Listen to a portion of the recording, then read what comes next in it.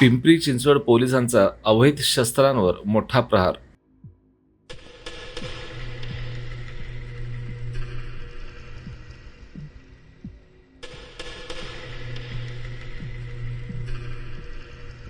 देहूरोड येथील व्यापाऱ्याच्या झालेल्या हत्येनंतर पिंपरी चिंचवड पोलिसांनी अवैध हत्यारांविरोधात मोठी मोहीम हाती घेतली आहे. 8 लाखांच्या शस्त्रसाठ्यासह 4 जणांना अटक करत पोलिसांनी गुन्हेगारीच्या जखडातून शहराला वाचवण्यासाठी अत्यंत कठोर पावले उचलली आहेत.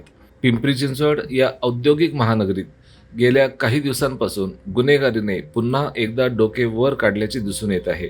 विशेषतः देहूरोड परिसरात एका व्यापाऱ्यावर दिवसाढवळ्या गोळीबार करून झालेल्या हत्येच्या घटनेने शहरात दहशतीचे वातावरण निर्माण झाले होते. या गंभीर घटनेची दखल घेत पोलीस आयुक्त विनयकुमार चौबे यांनी अवैध शस्त्रास्त्रांविरोधात झिरो टॉलरन्स धोरण राबवण्याचे आदेश दिले होते. आयुक्तांच्या आदेशानंतर पिंपरी चिंचवड पोलिसांच्या गुन्हे शाखेने विशेषतः युनिट 1 ने आपली यंत्रणा अधिक गतिमान केली.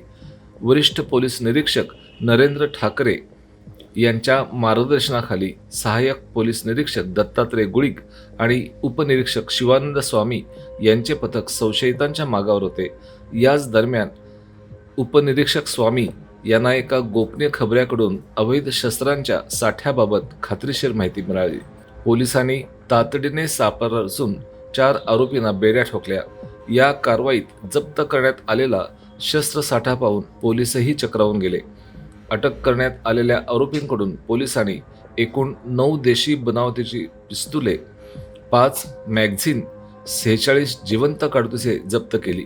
यासोबतच गुन्ह्यात वापरलेली 2 वाहनेही जप्त करण्यात आली.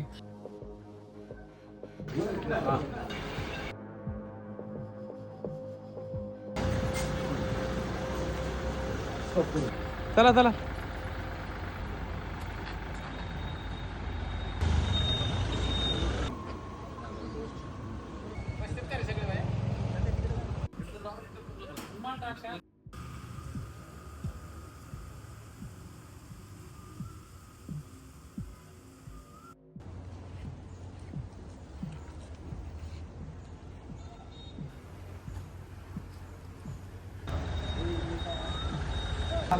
जाता पुढे लावा दरवाजा.